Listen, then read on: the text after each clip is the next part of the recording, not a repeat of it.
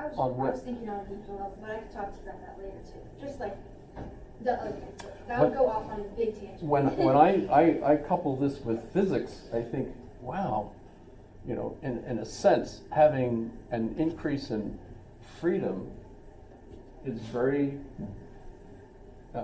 concomitant or concurrent, or it works really well with entropy. So if you think entropy, physics, is basically giving everything more freedom, which also introduces more chaos, which certainly is something that we have in our democracies. Democracies are chaotic and drive people crazy. A lot of people want things to be much more black and white. They want some people to be thought of as evil and we're good, and back and forth. And so the growth of authoritarianism, totalitarianism, those different kinds of governments where there's less complexity in the society certainly happen. Well, so Mill is exploring the evolution of ethics. And remember, he's also working on inductive reasoning, which is also an important aspect to understanding how truth evolves. We learn more data, and then we change our mind about things. The same thing happens. Remember, as Americans being pragmatic, we think if this solution works, then it's true. It doesn't work anymore. Well, let's do some more studies. Try this. That worked. Okay, so now that's true. So we keep seeing truth evolve from a pragmatic perspective. And maybe we can do things even better and better next time and better the next time, etc. Right? What was I looking for? Anybody remember? Maybe something. I bet you I was looking for something. We could go here. Go here. Because I want to get down to Kierkegaard.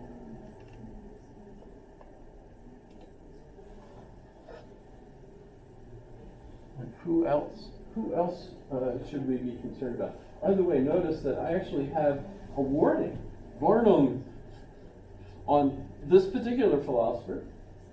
Studying the following philosopher may be dangerous for your mental health.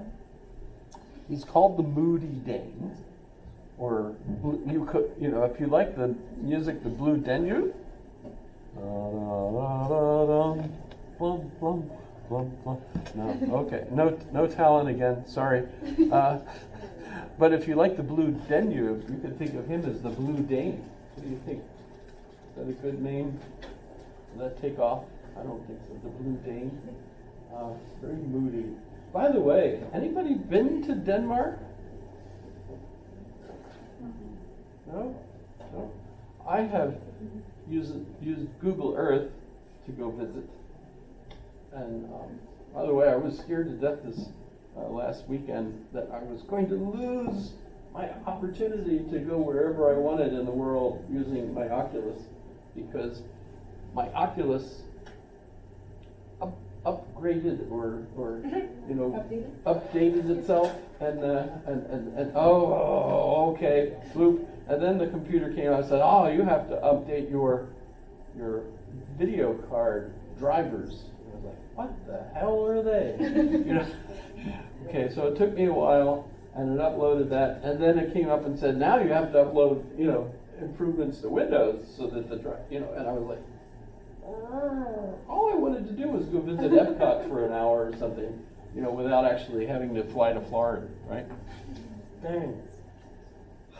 Did you figure it out? I haven't gone there yet, but the latest thing was the computer is sitting there thinking to itself, I am upgrading it, I'm doing the updating. You know how they do? Yeah, the loading. I know. Jeez. So I've been to Denmark using Google Earth, and you know what? It looks more boring than New Jersey. New Jersey has What's that one MTV show? Jersey Shore. Well, yeah, it has a shore. Denmark has a shore. There are lots of shore.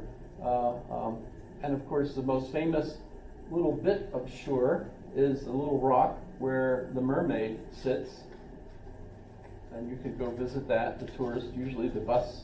There's a big parking lot there so that you can park and get out and go, yeah, that's a statue of a mermaid sitting on a rock. Why? Why is that there?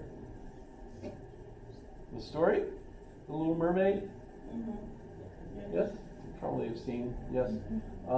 By the way, now many of the tourists actually somehow get out to the rock, which is out in the water, and decorate the statue with graffiti.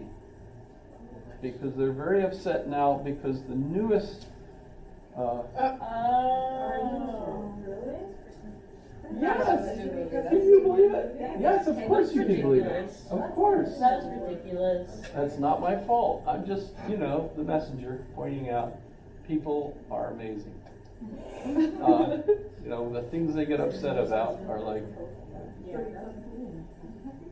that's serious though, of course. Yeah. However, basically I was going to say that perhaps Danish people were supposed to be like one of the happiest countries in the world. How do you know? You ask the Danish people and they say, are you happy? And then you go, very happy. I don't know. How do Danish people say they're happy?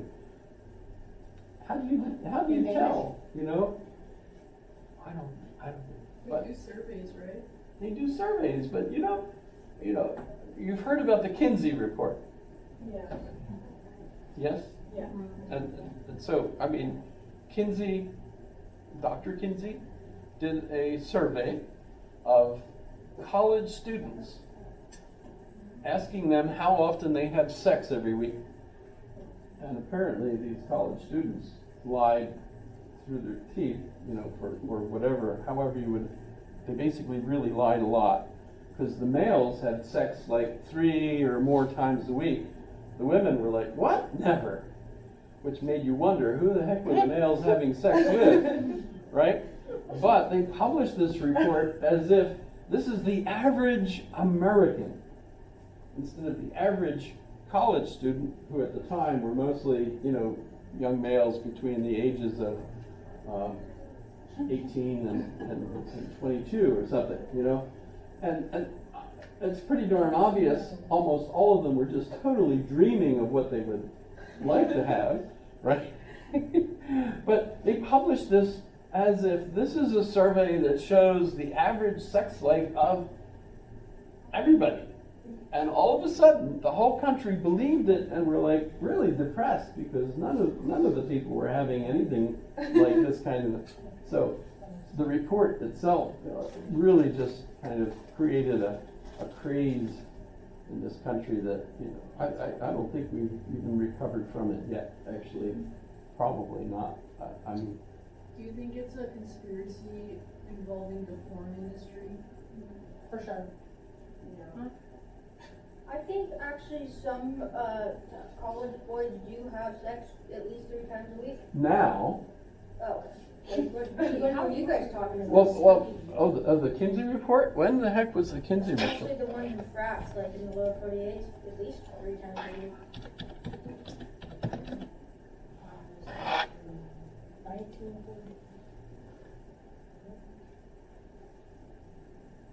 Is this going to tell me?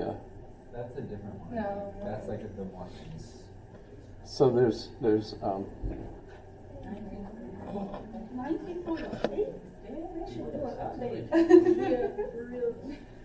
yeah. Well, but this is sex lives evolve. You think about it. That's the thing. Remember my test question on Hegel was how has Hegelian philosophy kind of triggered sociological thinking, the study of sociology, right? Because it's met people in groups. How do we determine by data what this group does or believes, et cetera, et cetera. And so you've got these groups influencing one another, and the groups evolve and change because we're all people and we're all interrelated with other people and having discussions with them and reading and studying and things, so that our ideas as individuals are evolving, right? And that influences the groups. None of the groups I belong to are thinking the same way today as they did when I first joined the group. I mean, all the groups are very dynamic, in this country at least, right? So there's this dynamic, and remember, for Hegel, the system is he thinks of it as a dialectical process. This is the situation. That situation automatically creates its opposite, and then the two of them have tension between one another. They're not necessarily, one individual wanting to kill the other one. Yeah, that's a metaphor for I'm right, you're wrong. No, I'm right, you're wrong, etc. Until somebody gets persuaded, and then maybe you move on to the next argument, right? So that there's this constant movement or evolution, really, or process, another way of talking about it. Okay.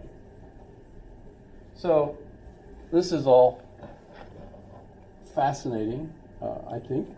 But if we're looking at Kierkegaard, he's a post-Hegelian. He's influenced by Hegel. You can see he's born 1813. So remember, Hegel dies in 1827, right? Something like that. So there's a little bit of overlap.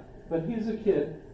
He's going to go to college in Denmark, and he's eventually going to study Hegel there, because Hegel was very important in that university.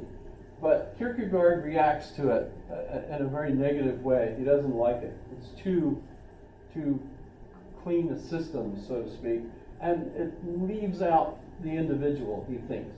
I don't think he's right. But he moves on. He goes to graduate school in Berlin. And in Berlin, he ends up studying in a class taught by Hegel's old friend,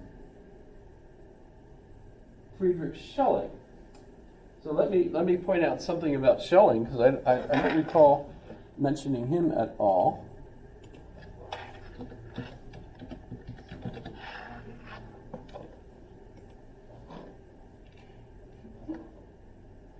You have a long name. I like the Vaughn part. Yeah. Because that's, I think, right. They're from, but it's royalty actually, of Yeah. even at least a minor thing. But he's not from Schelling. That was his name. They just added the Vaughn, I suppose, as an honorific. But Schelling was one of Hegel's roommates in Tübingen University. The other one was became a poet, and his name was Heinlein.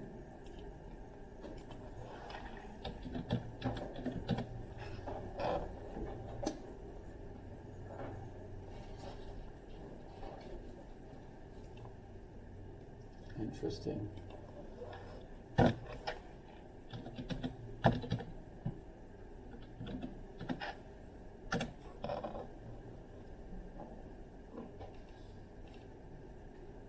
I'm misspelling it, I guess.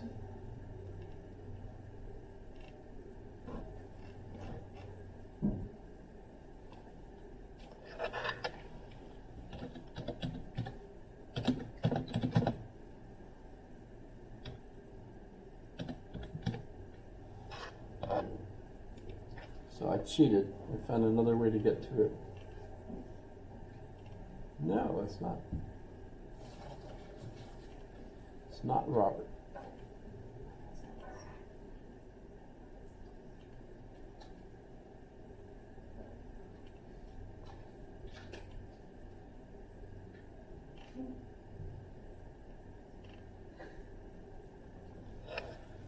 That could be the right Heinlein, but I'm not having success, so I'm not going to continue looking for them.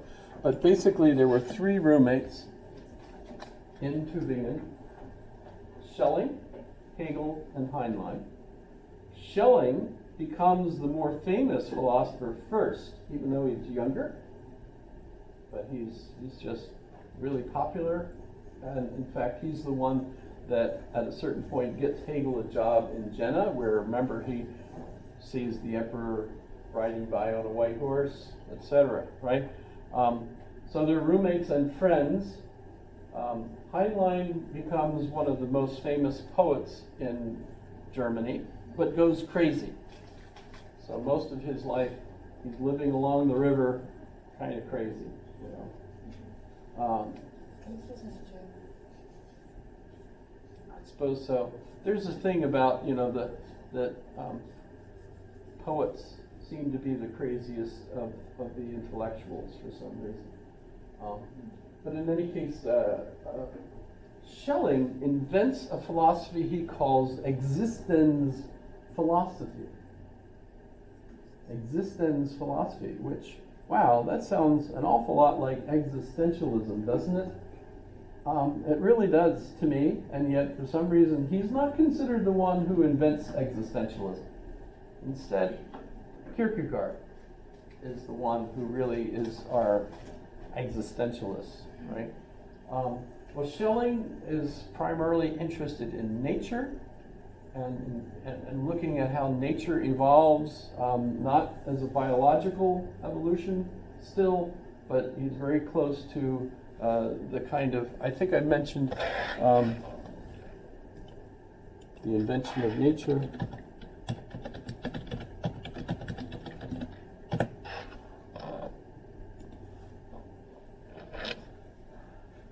Fascinating book. If you like books, this is a real keeper, by Andrea Wolf, W-U-L-F. I think I mentioned her before, right? So and remember, the Humboldts, both Alexander and William, are part of that Weimar group. They don't live there; they live in Berlin. But at the same time, they're part of the. You know, they visit there a lot. They're friends of Goethe and Schelling and Schiller and